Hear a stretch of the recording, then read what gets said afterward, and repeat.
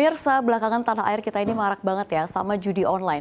Sampai-sampai pemerintah mau berbaik hati loh untuk memberikan subsidi untuk para korban yang terdampak judi online. Lebih parahnya lagi, ribuan wakil rakyat juga terjangkit dalam aksi judi online ini. Emang wakil rakyat masih butuh subsidi ya? Nah, selengkapnya kita akan bahas dalam Indonesia Darurat Judi Online. Ribuan wakil rakyat terjangkit. Kita lihat slide yang pertama.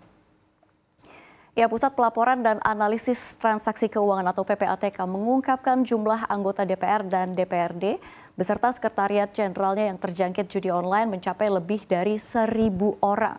Ya, jumlah transaksi yang melibatkan anggota Dewan itu mencapai 63.000 transaksi secara nasional. Adapun secara khusus di DPR RI saja mencapai lebih dari 7.000 transaksi. Perlu diketahui ya, mengapa hal ini disampaikan pada saat rapat. Jadi Ketua PPATK Ivan Yustiavandana ini menyampaikan bahwa PPATK telah menerima instruksi dari Kepala Satuan Tugas Pemberantasan Perjudian Daring sekaligus Menko Polhukam Hadi Cahyanto. Ya, jadi agar temuan PPAT ihwal judi online ini dapat disampaikan kepada pimpinan setiap kementerian dan juga lembaga negara. Ivan menyatakan kesediaannya untuk menyerahkan rincian data kepada para anggota Dewan, khususnya kepada Mahkamah Kehormatan Dewan atau MKD. Ivan juga mengungkapkan ya, angka perputaran uang judi online dari para anggota legislatif yang bermain, agregat transaksi tersebut mencapai 20 miliar rupiah jumlah transaksinya. Ya, jadi ternyata bukan hanya wakil rakyat aja pemirsa yang terjangkit dalam judi online, ternyata pegawai dari Kemenkominfo juga ikut bermain. Kita akan lihat slide berikutnya. Ya, kalau kita lihat ada 2 judi online jangkiti pegawai Kominfo dan juga wartawan. Jadi Menteri Komunikasi dan Informatika Budi Aris Setiadi mengungkapkan sejumlah pegawai di kementeriannya kedapatan bermain judi online. Budi mengaku nih bakal mengumumkan siapa saja pegawai Kemenkominfo yang melakukan kegiatan ilegal tersebut. Namun Budi belum mengungkapkan nih berapa banyak pegawai yang disebutnya terpapar judi online. Budi menambahkan Satgas Pemberantasan Judi Online juga mendapati adanya penjudi daring begitu ya dari kalangan wartawan juga. Dia menyebutkan wartawan yang bermain judi online mencapai 164 orang dengan jumlah transaksi sebanyak 6.899, hampir 7.000 transaksi dengan jumlah mencapai 1,4 triliun rupiah. Budi pun menghimbau nih agar semua pihak saling mengingatkan jika menemukan orang di sekitarnya yang melakukan kegiatan tersebut. Ya, Budi juga menegaskan bahwa pemain judi online katanya sih korban. Mereka terpapar dan akhirnya mengalami kecanduan melakukan aktivitas itu. Nggak apa-apa, semua boleh berpendapat ya. Lantas berapa sih jumlah perputaran uang judi online pada tahun 2024 ini? Kita lihat slide berikutnya. Ya, kalau kita lihat judi online di RI tembus 327 triliun rupiah. Jadi data Pusat Pelaporan dan Analisis Transaksi Keuangan PPATK mencatat bahwa perputaran uang keluar masuk atau agregat dari aktivitas judi online mencapai 327 triliun rupiah pada 2023 yang berasal dari 168 transaksi. Ini kalau kita lihat lebih lanjut, Menko Polhukam Marsikal TNI Purna Hadi Cahyanto menyebutkan ya bahwa nilai perputaran transaksi judi online ini hingga kuartal 1 2024 juga nilainya mencapai 100 triliun rupiah secara agregat.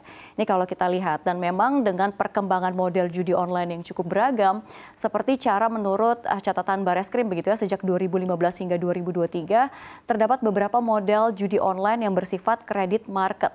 Lalu ada juga pada 2016 sifatnya cash market, dan juga pada 2023 ini mulai masif menggunakan link alternatif server dari luar negeri. Adapun Kementerian Komunikasi dan Informatika juga sebenarnya sudah telah menangani 805.000 lebih begitu ya konten terkait judi online hingga Desember 2023 dan servernya juga berada di luar negeri.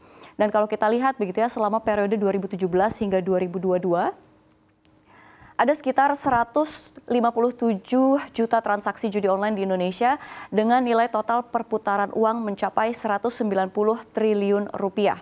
PPATK memperoleh data tersebut dari penelusuran dan analisis terhadap 887 pihak yang termasuk dalam jaringan bandar judi online.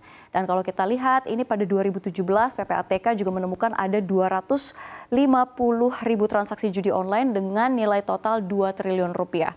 Kemudian di tahun-tahun berikutnya kita lihat di layar kaca Anda begitu ya, transaksi terus bertambah. Adapun jumlah dan nilai transaksi judi online pada 2022 menjadi rekor tertinggi yakni di 104,79 juta rupiah.